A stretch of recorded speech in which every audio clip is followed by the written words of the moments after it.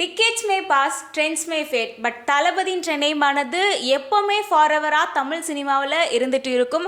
1990s தொடங்கிய ஒரு ட்ரீமானது ரெவல்யூஷனாகவே மாறி இருக்கு. தளபதி விஜய்னு சொன்னாலே அவருடைய டைலாக், அவருடைய மூவி, அவருடைய டான்ஸ், இது எல்லாமே ஒரு செலிப்ரேஷனாக தான் இருக்கும். அவருடைய மூவி ரிலீஸ்னு சொன்னாலே ஃபேன்ஸ்க்கு மத்தியில் அதை திருவிழாவாக செலிப்ரேட் பண்ணுவாங்க. விஜயோடைய லாஸ்ட் ஃபிலிமான ஜனநாயகன் லாஸ்ட் டைம்னே சொல்லலாம்.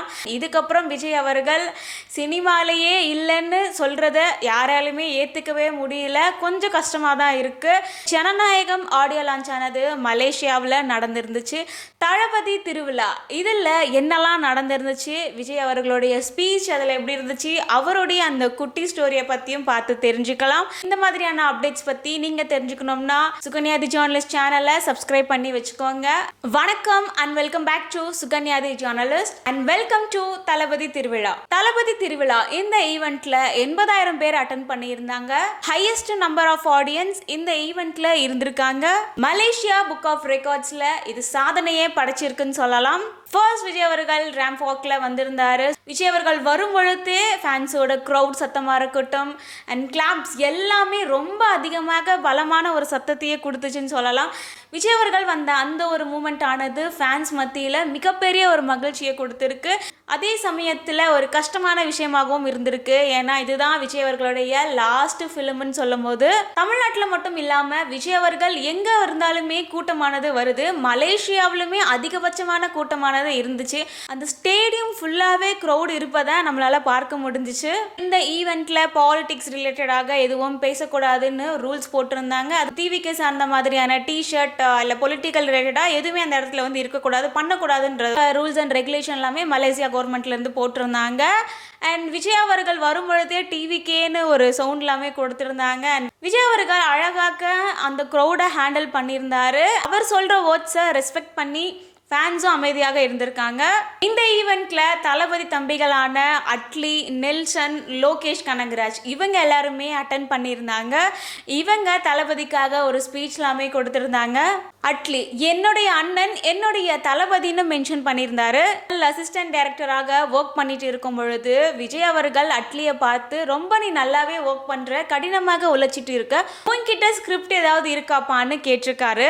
விஜய் அவர்கள் அந்த டைம்ல 50 படம் கிட்ட பண்ணியிருந்தாரு. ஆனா அட்லியை பார்த்து கேட்டிருந்தாரு. அட்லியோடைய இந்த ஒரு வெற்றிக்கு விஜய் தான் காரணம்னு அட்லி சொல்லியிருக்காரு.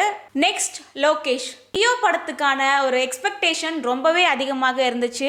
லோகேஷோட கரியரில் ஒரு முக்கிய படம்னு சொல்லியிருக்காரு மாஸ்டர் அண்ட் லியோ. ஜனநாயகம் படம் லாஸ்ட் படம்னு சொல்லும் பொழுது வருத்தமாகத்தான் இருக்கு. இந்த ஜனநாயகம் படம் வெற்றி பெறுவதற்கான வாழ்த்துக்களை லோகேஷ் சொல்லியிருக்காரு. அது மட்டும் இல்லாமல் உங்களுடைய பெரிய ஆசையும் வெற்றி பெறணும்னு பாலிடிக்ஸை சொல்லியிருக்காரு லோகேஷ் கனகராஜ்.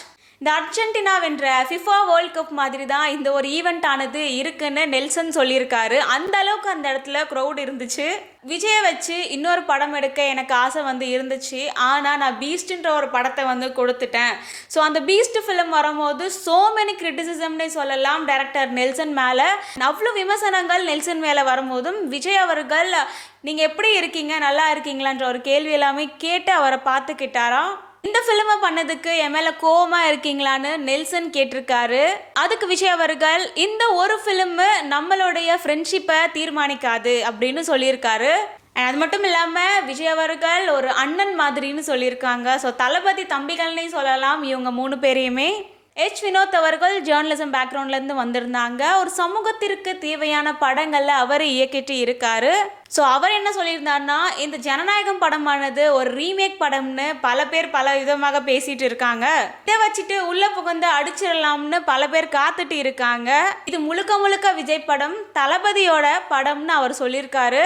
விஜய் அவர்கள் ஒரு ஃபிலிமை சூஸ் பண்ணி நடிக்கிறாருன்னு சொன்னாலே அதுக்கான ஃபேன் பேஸ் ஆனது ரொம்பவே அதிகமாக இருக்கும். ஃபிலிம் ரிலீஸ் ஆனதற்கு முன்னாடியே அந்த ஃபிலிம்கான ஒரு வரவேற்பானது ஃபேன்ஸ் மத்தியில் அதிகமாகவே இருக்கும். என்டர்டைனிங் என்டர்டெய்னிங் ஆடி பாடி கொண்டாட இந்த படத்துல காட்சிகள் அதிகமாவே இருக்குன்னு எச் வினோத் சொல்லியிருக்காரு. பகவன் கேசையா பாலையா அவங்களுடைய தெலுங்கு படத்தோட ரீமேக் தான் இந்த படம்னு சொல்லிட்டு இருக்காங்க. அப்படிலாம் அசியம் பண்ணிக்காதீங்க. முழுக்க முழுக்க விஜய் படம், இது தளபதியோட படம். இந்த படத்தை உள்ள புகுந்து யாராலையும் அடிச்சிட முடியாதுன்ற ஒரு ஸ்டேட்மெண்ட் அவர் கொடுத்திருக்காரு.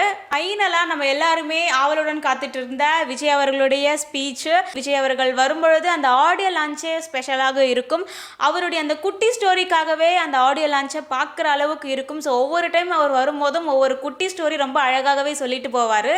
ஸோ இந்த டைமும் குட்டி ஸ்டோரி எல்லாமே சொல்லியிருக்காரு. என்னன்னு பார்த்து தெரிஞ்சுப்போம் இந்த வீடியோவில். என் நெஞ்சல் குடியிருக்கும் அப்படின்னு சொன்ன உடனே விஜய் அவர்கள் தான் எல்லாருக்குமே ஞாபகத்துக்கு வருவாங்க. தமிழ்நாட்டில் விஜய் வந்தால் ஒரு மாஸ்னே சொல்லலாம். அதே மாதிரி இப்போ மலேசியாவில் போகும்பொழுதே அதே அளவுக்கு ஒரு எனர்ஜெட்டிக்கான ஒரு ஆடியன்ஸ் அண்ட் ஃபேன்ஸ் எல்லாமே இருக்காங்க. இலங்கைக்கு அடுத்தபடி மலேசியாவில் தான் அதிகமான தமிழர்கள் இருக்காங்க அப்படின்னு விஜய் சொல்லியிருக்காரு. ஒரு சில பட பேர்லாம் கேட்டாலே மலேசியாவானது ஞாபகத்துக்கு வரும். அஜித்துடைய பில்லா படம், விஜயுடைய காவலன், குருவி படம், எந்த ஒரு ஈவென்ட் போனாலும் விஜய் அவர்கள் அவருடைய நண்பரான அஜித் அவங்களும் மென்ஷன் பண்ணுவாங்க. அவங்கள ரெஸ்பெக்ட் பண்ணி அவங்களுடைய டேலண்ட்டையும் ரெகக்னைஸ் பண்றாங்க. ஸோ இது எல்லாமே அப்ரிஷியேட் பண்ணக்கூடிய ஒரு விஷயம்னே சொல்லலாம். இந்த ஒரு லாஸ்ட் மீட்லையுமே அவர் அதை மென்ஷன் பண்ணியிருந்தாரு. நெக்ஸ்ட் விஜய் அவர்கள் அனிருத் அவர்கள் பற்றி சொல்லியிருந்தாங்க. அனிருத் கிட்ட எல்லாமே இருக்கு, என்னெல்லாம் வேணுமோ நம்ம அதெல்லாமே எடுத்துக்கலாம். அனிருத்ன்றவர் ஒரு மியூசிக்கல் டிபார்ட்மெண்ட் ஸ்டோர்னே சொல்லலாம். ஒரு டிபார்ட்மெண்ட் ஸ்டோர் நம்ம போறோம்னா அந்த இடத்துல நமக்கு தேவையான பொருட்கள் எல்லாமே இருக்கும். நமக்கு எதெல்லாம் தேவையோ அதெல்லாம் நம்ம எடுத்துக்கலாம். ஸோ அதே மாதிரி தான் அனிருத்துமே, அவர் எல்லா மியூசிக்குமே போடுவார். அவர் போட்ட எல்லா மியூசிக்குமே ஹிட்டு தான் ஆகியிருக்கு. And Vijay and Anirudh compound சொன்னாலே அந்த ஒரு ஆல்பம் ஹிட்டுன்னே சொல்லலாம். விஜய் மட்டும் இல்லாமல் அனிருத் அவர்கள் எந்த ஒரு ஆக்டர்ஸ் கூட சேர்ந்து பாட்டு போட்டாலுமே அது ஹிட்டு தான், அந்த ஆல்பம் ஹிட்டு தான் ஆகும்னு விஜய் சொல்லியிருக்காரு. நெக்ஸ்ட் பாபி டியோல், இவர் இந்த ஃபிலிம்ல வில்லன் கேரக்டராக இருக்காருன்ற மாதிரி பேசப்பட்டுட்டு இருக்காங்க.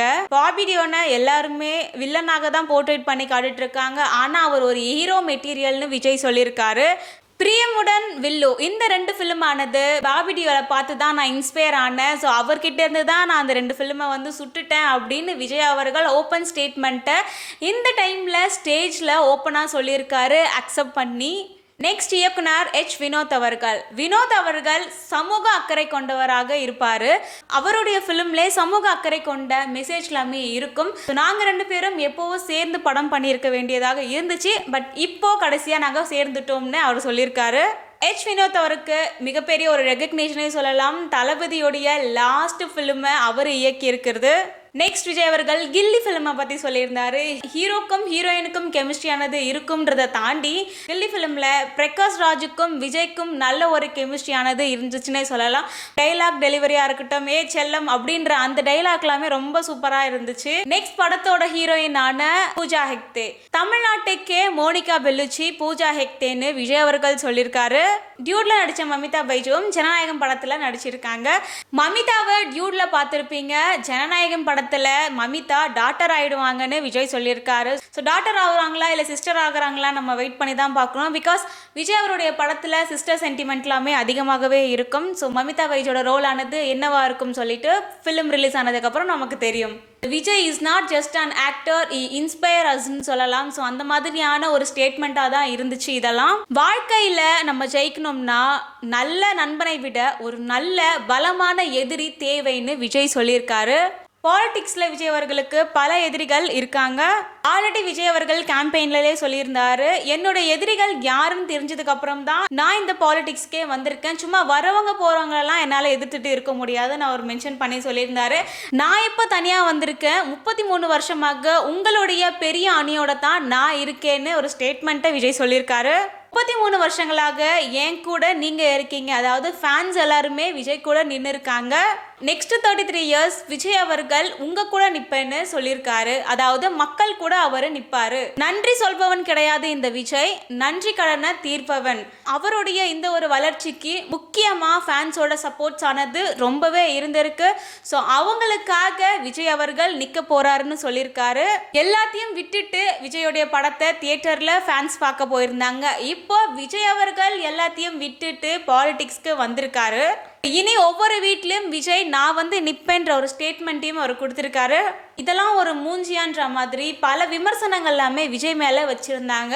இப்போ பார்க்குற விஜய்க்கும் அப்போ பார்க்குற விஜய்க்கும் மிகப்பெரிய சேஞ்சஸ்னே சொல்லலாம். ஸோ அந்த டைமில் விஜய் அவர்களை பல பேர் கிரிட்டிசைஸ் பண்ணிலாம் இருந்திருந்தாங்க. பட் இப்போ விஜய் அவர்களை பார்த்துட மாட்டோமா, விஜய் அவர்கள் கூட பேசிட மாட்டோமா, விஜய் அவர்கள் வந்தாலே ஒரு நியூஸாக மாறிடுச்சு.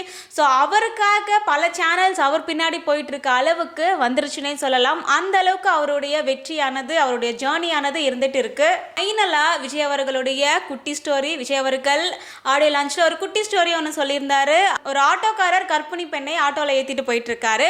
அந்த டைமில் மழை வருது. அப்போ அவர் அந்த குடையை அந்த கர்ப்பிணி பெண்ணுக்கு தராங்க. ஸோ அவங்க கேட்குறாங்க, இது எப்படி நான் உங்ககிட்ட திருப்பி தர்றதுன்னு.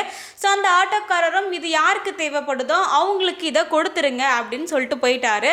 போயிட்டு இருக்கும் பொழுது ஹாஸ்பிட்டல் வாசல்ல ஒரு பெரியவர் மழைக்கு பயந்து அந்த இடத்துல நின்றுட்டு இருக்காரு. அவர்கிட்ட கர்ப்பிணி பெண் குடைய கொடுத்துட்றாங்க. ஸோ அந்த பெரியவர் கேட்குறாரு, நீங்க யாருன்னே தெரியாது, இது எப்படி நான் உங்ககிட்ட திருப்பி தர்றதுன்னு கேட்கும் பொழுது, யாருக்கு இந்த குடை தேவைப்படுதோ அவங்க கிட்ட கொடுத்துருங்க அப்படின்னு சொல்றாங்க. ஸோ அவர் நடந்து போயிட்டு இருக்கும் பொழுது அந்த இடத்துல ஒரு பூக்கார அம்மா இருக்காங்க. ஸோ அந்த பூ விற்கிற பெண்மணிக்கு அந்த குடையை வந்து அவர் கொடுத்துட்றாரு. ஸோ அந்த பூ விற்கிற அம்மா என்ன பண்ணுறாங்கன்னா, ஸோ மழை வருது, அதில் ஒரு குழந்தை வந்து நடந்துட்டு போயிட்டு இருக்கு. ஸோ நனைஞ்சு போகாமல் இருக்கணுன்றதுக்காக அவங்களுக்கு அந்த குடையை கொடுத்துட்டாங்க. ஸோ அதுக்கப்புறம் ஒரு அப்பா தன்னுடைய மகள் நினைச்சிட்டு வருவா, குடை இல்லாமல் போயிட்டாங்களே அப்படின்னு நினச்சிட்டு இருக்காரு. ஸோ அப்போ வரும் பொழுது தன்னுடைய மகள் அவங்க கையில் ஒரு குடையானது இருந்துட்டு இருக்கு. அந்த அப்பா தான் ஆட்டோக்காரர். ஸோ அவர் கொடுத்த அந்த குடை தான் இப்போ அவங்களோட பொண்ணு கையிலேயே வந்திருக்கு. லைஃப்பில் நம்ம இந்த மாதிரி ஒரு சின்ன சின்ன உதவியெல்லாம் பண்ணும்போது லைஃபே ஒரு மாதிரி ஜாலியாக ஒரு சுவாரஸ்யமாக இருக்கும்னு விஜய் சொல்லியிருக்காரு. ஃபைனலி ஜனநாயகன் ஆடியோ லான்ச் நடத்துறதுக்கு மலேசியாவில் அனுமதி கொடுத்துருந்தாங்க. அவங்களுக்கு விஜய் அவர்கள் தேங்க் பண்ணியிருந்தாரு. விஜய் அவர்கள் ஒரு மணல் வீடு கட்டணும்னு நினைச்சாரு, ஆனா அரண்மனையே தந்துட்டீங்கன்னு சொல்லியிருக்காரு. ஆங்கர்ஸ் விஜய் கிட்ட ஒரு சில கேள்விகள் எல்லாமே கேட்டிருந்தாங்க.